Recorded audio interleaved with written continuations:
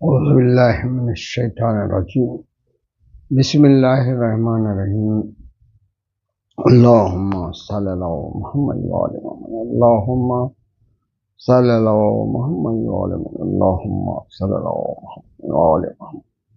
میں سید حسن کاظمی آپ سے مخاطب ہوں۔ آج اس نومبر کی 6 تاریخ ہے اور 2024 ایڈی عیسوی 2024 عیسوی کی نومبر۔ تو آج میں آپ کو قرآن شریف کی 2 آیتیں اور اس کے بارے میں جو تفسیر ہے اور جو اس کے تحت مولانا عسکری صاحب جو ہے ان کی کتاب میں سے آپ کو بتاؤں گا۔ مولانا مرتضیٰ عسکری صاحب علامہ جو تو ان کی جو اسلامی عقائد کے بارے میں ہے، اس میں سے وہ کیا فرماتے ہیں ان آیتوں کے بارے میں بتاتا ہوں۔ اعوذ باللہ من الشیطان الرجیم بسم اللہ الرحمن الرحیم۔ اس اخذ ربک من بنی آدم من ظہورہم ذریتہم واشہدوہم علی انفسہم الست بربکم قالوا بلى شہدنا ان تقولوا یوم القیامت انا كنا عن هذا غافلین او تقولوا انما اشرک آباؤنا من قبل وكنا ذریة من بعدهم افتهلكنا بما فعل المبطلون صدق اللہ العظیم۔ یہ 2 آیتیں جو ہے تو سورہ اعراف ہے، جو 7واں سورہ ہے، اس کی 172 اور 173 کی آیتیں تھی۔ یہ جو ان کی کتاب ہے اسلام کے عقائد اور اس کی پہلی جلد، اس جناب علامہ مرتضیٰ عسکری صاحب نے جو ہے یہ آپ کو دکھ رہی ہے کتاب اسلام کے عقائد ہے۔ اس کا ترجمہ سناتا ہوں میں۔ جب تمہارے پروردگار نے فرزندان حضرت آدم کی پشتوں سے ان کی ذریت اور نسل کو لیا، نیز ان کو خود انہی پر گواہ قرار دیا اور فرمایا کیا میں تمہارا پروردگار نہیں ہوں؟ سب نے کہا ہاں، ہم گواہی دیتے ہیں۔ یہ اس لیے ہے تاکہ تم روز قیامت یہ نہ کہہ سکو کہ ہم آگاہ نہیں تھے، یا یہ کہ ہمارے آباء و اجداد مشرک تھے اور ہم تو ان کے بعد والی نسل ہیں، لہٰذا کیا تو ہمیں ان کی وجہ سے ہلاک کرے گا؟ یہ بات چیت جو ہے تو ایسا کریں گے تو اس لیے اللہ تعالیٰ نے کیا کیا، یہ پہلی آیت میں آ گیا کہ یعنی اللہ تعالیٰ نے حضرت آدم علیہ السلام سے لے کے قیامت تک کے جتنی نسل آنے والی ہے ان کی ارواحوں کو جمع کیا۔ جمع کرنے کے بعد ان سے ایک سوال کیا۔ وہ سوال کیا ہے؟ الست بربکم، کیا میں تمہارا جو ہے تو رب نہیں ہوں؟ کیا میں تمہارا پروردگار نہیں ہوں؟ تو سب نے کہا ہاں، ہر ایک نے کہا ہاں۔ یہ جو ارواحوں کو جمع کر کے اللہ تعالیٰ نے جو ہر ایک کو انہی پہ گواہ کر لیا کہ ہاں تو ہمارا رب ہے، یعنی پالنے والا ہے، پروردگار۔ لفظ اللہ نہیں کہلایا، رب کا مطلب ہوتا ہے کہ پروردگار، پالنے والا۔ پالنے والے کی ذمہ داری کیا ہوتی ہے کہ وہ اس کو زندگی حیات کا بھی علم دے اور اس کے بعد اس کو روحانی بھی اس کی کیفیت میں اضافہ کرے۔ اور یہ تو جب پالنے والے نے یہ سب جو ہے تو آپ کی ارواح کو جو ہے تو قبول والیا کہ ہاں تو رب ہے، یعنی تو ہمارے کو سب کچھ دینے والا ہے، علم یعنی دین بھی دینے والا ہے، دنیا بھی دینے والا ہے۔ یہ ہم نے وہاں وعدہ کر کے آ گئے، مگر ابھی کیا ہو گیا معلوم؟ اس کے باوجود ہم جو تو بھٹک رہے ہیں. تو پہلے اس لیے وعدہ لے لیا اللہ تعالیٰ نے کہ اس میں جو آخری یہ جملہ ہے کہ یہ کیوں کیا، یہ اس لیے ہے تاکہ تم روز قیامت یہ نہ کہہ سکو کہ ہم آگاہ نہیں تھے. ہاں ہم آگاہ نہیں تھے. آپ جنگل میں بھی رہے، آپ کا کانشیس جو تو آپ جو وعدہ کرے وہ آپ کو جو ہے دورہ کہ اللہ ہے یہ ہے سب چیز، تو آپ کو رب کا خیال آپ کی تنہائی میں بھی آ سکتا ہے. یہ اس لیے اللہ تعالیٰ نے کیا بولا ہے، یہ اس لیے ہے کہ تاکہ تم روز قیامت یہ نہ کہہ سکو کہ ہم آگاہ نہیں تھے، یا یہ کہ ہمارے آبا و اجداد مشرک تھے. ہمارے آبا و اجداد مشرک تھے یہ بھی نہیں کہنا اس لیے، اور ہم تو ان کے بعد والی نسل ہے. اب ایسا بولیں گے کہ ہم تو باپ دادا مشرک تھے اس لیے ہم مشرک، ایسا نہیں. اللہ تعالیٰ بولا یہ نہیں، میں نے وہی وعدہ لے لیا تمہارا قیامت تک آنے والی ہر روح یہ وعدہ کر کے زمین پہ آئی ہوئی ہے. لہذا ان دو آیتوں کی شرح اور تفسیر کے لیے درج ذیل دو مقدموں کی ضرورت ہے. یہاں پہ انہوں نے بتایا کیا بتایا، جب نومولود رحم مادر سے الگ ہوتا ہے اور وہ ناف کا سلسلہ جس کے ذریعے غذا حاصل کرتا تھا وہ سلسلہ ٹوٹ جاتا ہے، تو گرسنگی کی خواہش اسے غذا کی تلاش پر مجبور کرتی ہے بھوک سے، اور وہ روتا اور چیختا ہے اور ہاتھ پاؤں مارتا ہے، نیز سکون نہیں لیتا جب تک کہ ماں کا پستان منہ میں نہیں لیتا اور دودھ نہیں پیتا، منہ کے راستے سے معدے تک پہنچاتا ہے. یہ غریزہ یعنی فطرت انسان میں ہمیشہ پایا جاتا ہے اور پوری زندگی غذا کے حصول پر مجبور متحرک رہتا ہے.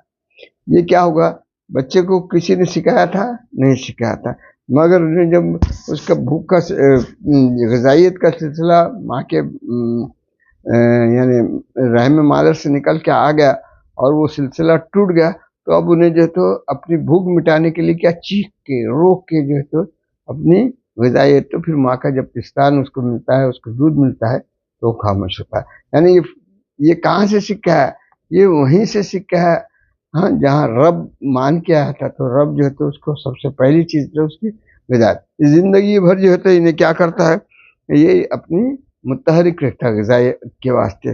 یہاں پر اس غریزے میں جسے ہم غذا کے لیے معدے کی تلاش کا نام دیتے ہیں، تمام حیوانات انسان کے ساتھ حیوانات میں بھی جو تو انسان کے ساتھ شریک ہیں، اور یہی وہ پہلا غریزہ ہے جو انسان کی فعالیت اور تلاش کی طرف حرکت کرتا ہے. اب جو تو حرکت ہو رہی اس کی کیسے، کیونکہ اس کو غذائیت چاہیے. پھر جب نومولود کچھ بڑا اور چند سال کا ہو جاتا ہے تو دوسرا غریزہ تدریجاً اس میں ابھرتا ہے. یہ تو پہلا غریزہ تھا، پہلی فطرت تھی بھوک مٹانے کی. اب انہیں جب بڑا ہو جاتا ہے تو دوسرا غریزہ یہ کرے ابھرتا ہے، اور بچپن کے درمیان ابتدائی نوجوانی میں ظاہر ہوتا ہے، اپنی دماغی توانائی کو روحی غذا کی حصول کے لیے مجبور کرتا ہے. اب تک جسمانی غذا کا تھا، مگر جب بڑا ہو جاتا انہیں توانائی حاصل کرتا تو اب اس کو روحی غذا کے حصول کے لیے مجبور کرتا ہے. مطلب کیا ہے یہ دنیا، یہ ہے کیا، کس نے بنایا ہوں گا، کیا کرا ہوں گا، یہ اس کی جو غور و فکر کیسے ہوتی ہے جب انہیں بڑا ہو جاتا ہے. اور ایسی صورت میں جو کچھ اپنے اطراف میں دیکھتا ہے اپنی توجہ اس کی طرف مرکوز کر دیتا ہے. جو کچھ دکھتا ہے، یہ دکھ رہا ہے، آسمان دکھ رہا ہے، انسان دکھ رہے، تارے دکھ رہے، دنیا دکھ رہی ہے، اس کی طرف اس کا اور اس کے ماں باپ اور اطراف سے سوال کرنے کا باعث بنتا ہے. بچہ جب بڑا، یہ کیوں ہے، یہ چاند کیوں چمکتا ہے، یہ سورج کیوں نکلتا ہے، یہ دن کیسا ہوتا ہے، یہ سوالات جو تو نے بچہ ماں باپ سے شروع کرتا پوچھنا. ایسی صورت میں اپنے طرف میں دیکھتا ہے، اپنی توجہ اس کی طرف مرکوز کر دیتا ہے اور اس کے ماں باپ اور اطراف سے سوال کرنے کا باعث بنتا ہے کہ ہر موجود کی علت دریافت کرے. یہ ہے تو کیوں ہے، علت بھی یہ سورج ہے کیا کرتا ہے، ہر روشنی دیتا ہے. ایسا جو تو انہیں علت کی طرف بھی دریافت کرتا ہے. نمونے کے طور پر جب خورشید کو ڈوبتا ہوا دیکھتا ہے، سورج کو جب ڈوبتا ہوا دیکھتا ہے تو ان سے پوچھتا ہے کہ خورشید راتوں کو کہاں جاتا ہے. بچہ پوچھتا ہے دن بھر تو سورج رات ہو گئی، کہاں جاتا ہے. یہ سوال اس کا فطرت اس سے جو تو وہ کرتی ہے، راتوں کو کہاں جاتا ہے. یا جب کوئی پانی کا چشمہ پہاڑوں سے گرتا ہوا دیکھتا ہے تو سوال کرتا ہے کہ یہ پانی کہاں سے آ رہا ہے، چشمے کو دیکھ رہا ہے بچہ کہاں سے آ رہا ہے. جب کبھی بادلوں کا آسمان پر اڑتا دیکھتا ہے تو سوال کرتا ہے یہ بادل کہاں جا رہے ہیں وغیرہ، ایسے سوالات جو تو اس کے غریزے فطرت میں رہتی.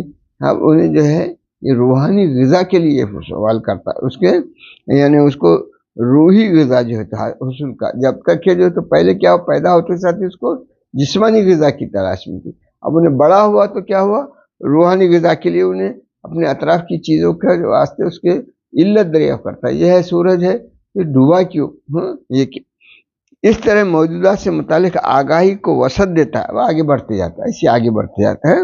اور موجودات کی علت اور حرکت سے متعلق ماں باپ یا اپنے بزرگ سے سوال کر کے دوسرے غریزہ کی ضرورت برطرف کرتا ہے. یعنی اب دوسرا غریزہ یعنی دوسری فطرت جو تھی نا اس کی کیا کہ روحانی غذا کی، تو اس کو حاصل کرنے کے لیے انہیں اپنے ماں باپ اپنے بزرگ سوالات پہ سوالات کرتے کرتے انہیں اپنی ضرورت کو روحانی غذا کی ضرورت کو پوری کرتا ہے. لہذا یہ غریزہ بھی اس طرح کی بھوک مٹانے کے لیے انسان کو کوشش اور جستجو پر مجبور کرتا ہے. یہ جو دوسرا غریزہ ہے، کون سا؟ پہلا غریزہ تو بھائی وہ تلاش کرتا، یہ کرتا، کھاتا کرتا، دنیا میں نوکریاں کریں گے ہمیں. پر دوسرا بھی اس کی جو روحانی غذا کا ہے وہ کیا ہوتا ہے معلوم؟ ماں باپ سے سوال کرتا، بزرگوں سے سوال کرتا اور اس کی ضرورت. یہ غریزہ بھی اس طرح کی بھوک مٹانے کے لیے انسان کو کوشش اور جستجو پہ مجبور کرتا ہے. ایک کے بعد ایک سوال کرتے جاتا ہے، ایک کے بعد ایک سوال. اس کا یہ فطرت جو ہے اس کو روحانی غذا کو پوری کرنے کے لیے اس کے اندر موجود ہے کہ اللہ نے دی. یہ درخت وہی انسانی عقل کی تلاش و کوشش ہے جو معرفت اور ادراک کی راہ میں ہوتی ہے اور تحقیق و کاوش سے موجودات کے اسباب و علل کی سمجھنے اور دریافت کرنے کے درپے ہوتی ہے. اللہ تعالیٰ نے جو بتا دیا تھا نا تو وہ رب ہے بول کے، اب وہ رب ہے تو انہیں یہ سب چیزیں مہیا کرا ہوا ہے. کسی نہ کسی انسان کے اندر فطرت میں اس کا دوسرا غریزہ ہے، ہاں روحانی غذا، وہ کیا کرتا تلاش کرنے لگتا ہے کہاں ہے، کیونکہ اس کے اندر فطرت میں موجود ہے کہ روحانی غذا بھی انہیں جیسا جسمانی غذا کے لیے انہیں اناج ڈھونڈے گا، یہ ڈھونڈے گا، کمائی کرے گا، ایک ویسی جو ہوتی یہ بھی روحانی غذا کے لیے اس کے اندر فطرتاً موجود ہے کہ ہر چیز کا سوال کا جواب حاصل کرے. یہ روش موجودات کے ساتھ انسان کی پوری زندگی میں غریزے کی ذریعے وسیع ہوتی رہتی ہے. اب یہ ایسے یہ جسمانی غذا کیا ہے، جسم کے یعنی صحت مند رہنے کے حد تک یہ رک جائیں گے وہاں تک، مگر یہ جستجو جو ہے تو اس کو زندگی بھر جو رہیں گی. یہ کیوں، یہ کیا، یہ کیوں، یہ کیا، یہ چیزیں جو تو معلوم کرتے رہنے کی اس کی جو تو زندگی بھر جو ہے یہ چالو رہیں گا. یہ اس کا یعنی جو معرفت اور ادراک کی راہ میں ہوتی ہے اور تحقیق و کاوش سے موجودات کے اسباب و علل کے جاننے اور دریافت کرنے کے لیے درپے ہوتی ہے. یہی غریزہ جو ہے اس کو ہر چیز کی سبب یہ کیا سبب ہے، کیسا ہوا، کیا ہے، یہ معلومات کرنا. یہ روش موجودات کے ساتھ انسان کی پوری زندگی میں اس غریزے کے ذریعے وسیع ہوتی رہتی ہے. نیز موجودات کی پیدائش کے اسباب و علل کے سلسلے میں جستجو اور تحقیق کی طرف کھینچتی ہے اور معرفت شناسی اور حصول علم و دانش کا ایک واحد راستہ ہے. اب یہ کیا ہے، کیا ہوتی ہے، معلومات کرتے کرتے انسان تو بڑھتے جاتا ہے ہر چیز میں. انسان کی قد و کاوش، تلاش اور جستجو، تحقیق و بررسی موجودات کی علت سے متعلق اس کے موجود یعنی خالق کائنات خدا کی شناخت کا سبب بنتی ہے. نیز موجودات کی حرکت و سکون کی علت کا دریافت کرنا اور اس کے متعلق تحقیق و جستجو سے مخلوقات کی انفرادی اور اجتماعی زندگی میں نظم و نظام کے بانی کا پتہ دیتی. اب یہ سب ہو جاتا، یہ معلومات لیتا، یہ معلومات ہوتا، پھر اس کو ایک جستجو یہ ہوتی کہ یہ سب کرنے والا کون ہے. یہاں اس کی خدا کی طرف روانی ہے.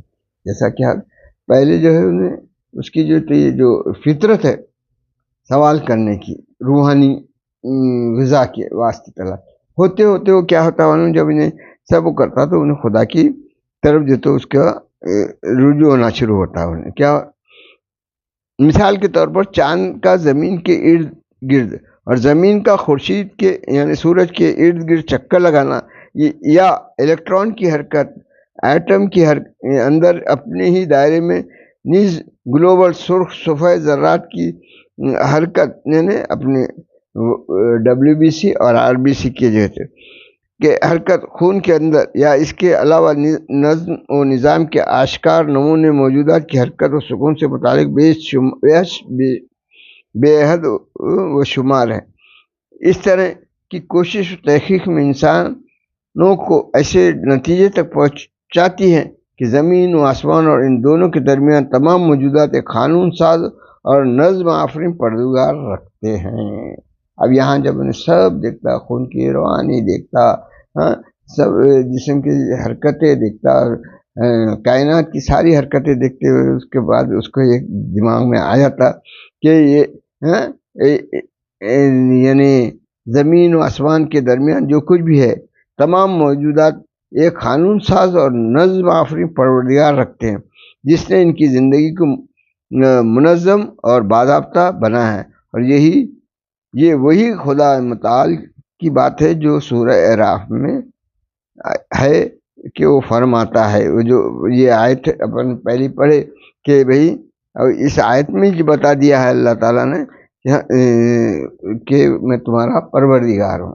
اب جب یہ مان لیے پروردگار، تو پروردگار سے ہر چیز ملتی ہے، اس کی طرف بھی جب آخر میں سب رجوع ہو جاتا ہے انسان، تو اس میں یہ آیت کریمہ پڑھنے کے بعد یہ معلوم ہو جاتا ہے انسان کی بہکنے کی وجہ اس کی سستی ہے، اس کی جو ہے تو جیسا انہیں جس طریقے سے جسمانی غذا کے لیے تلاش و جستجو میں آگے سے آگے بڑھتے جاتا ہے، یہ جاتا ہے حکومت حاصل کرتا ہے، یہ کرتا ہے صرف جسم کا، مگر اگر انہیں روحانی غذا کو بھی کہ ہر بات کو کرنے کے بعد جھوٹی باتوں سے کو مطمئن کرنے کے بجائے حقیقت پسند نہ آگے بڑھتے رہا، تو خدا کو کے طرف رجوع ہو جائے گا۔ خدا ہے بول کے یقین کرے گا، جب خدا یقین کرے گا تو یہ بھی یقین ہوگا خدا نے کسی نبی کو بھیجا ہوگا جو گائیڈ کرے، اس کے بعد کوئی ولی کو رکھا ہوگا۔ یہ ساری باتیں کیسا ہوتی ہے؟ ہم نے وہاں سیکھ کے آئی ہیں، ہم نے وہاں پہ وعدہ کر کے آئے ہیں کہ ہم یہ گواہی دی ہے کہ ہم جو ہے تو رب ہے۔ جب تو اس کو رب مانے تو اسی سے ہر چیز لیں گے، خود سے نہیں کریں گے، اپنا رہبر خود نہیں بنائیں، اپنا نبی خود نہیں بنائیں، ہم اسی سے لیں گے، کیونکہ اس نے وعدہ کیا کہ میں رب ہوں تمہارا، اور ہم نے اس کو مانا ہے۔ کہاں مانا ہے؟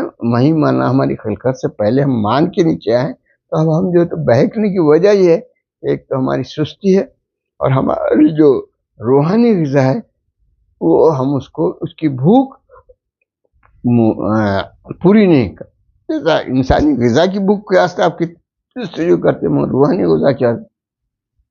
روحانی غذا کے واسطے آپ نے ایمانداری سے کوشش کرے تو آپ کو دین پورا سمجھ میں آ جائے گا۔ اس لیے اللہ تعالیٰ نے اسلام کو دین فطرت کہا ہے، یعنی یہ فطرت پر، اور یہی جو ہے تو حضور کی بھی حدیث ہے کہ بھئی ہر انسان جو ہے مسلم پیدا ہوتا ہے، اسلام پر پیدا ہوتا ہے، مگر اس کے ماحول اس کو جو تو عیسائی، یہودی اور جو کچھ، اسلام کا مطلب یہ ہے کہ وہ دین فطرت پر پیدا ہوتا ہے، اور انہیں دین فطرت پر رہا تو انہیں جستجو کرتے ہوئے سب باتیں جو اللہ تعالیٰ نے عطا کی ہیں وہ اس پہ آ جائے گا، وہ ایک مومن بھی بن سکتا ہے۔ اس کو یعنی خدا کا وجہ، خدا کے انبیاء، خدا کے اولیاء اور قیامت، جنت، دوزخ، سب اس کو جو تو جیسا جیسا انہیں تحقیق کرتے رہیں گے ہر ایک پہ یقین ہو جاتا ہے۔ یہ دو آیتیں جو سورہ اعراف کی میں نے آپ کو سنایا، اس پہ غور و فکر کریے، اور یہ پوری کتاب جو ہے تو جو ہے اس میں ایسے 3 ویلیومز کی کتابیں ہیں، اور وہ کتاب اگر آپ کو مل سکے تو یہ ایران سے چھپی ہوئی ہیں، اردو میں ہیں، آپ پڑھ سکتے ہیں، اور جو کچھ میں نے آپ کو سنایا اس پہ غور و فکر کریے۔ وآخر دعوانا ان الحمد للہ رب العالمین، اللہم صلی علی محمد۔